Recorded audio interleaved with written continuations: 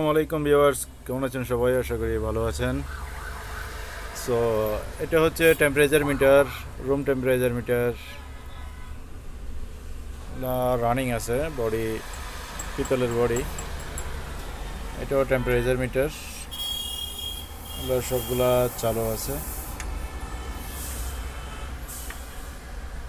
এটা হচ্ছে বডিটা তামার, এটা হচ্ছে তামার বডি। এটাও টেম্পারেচার মিটার, এগুলি আছে আমাদের কাছে অ্যাভেলেবেল। এটা হচ্ছে ড্রাই ওয়েট, এটাও টেম্পারেচার মিটার,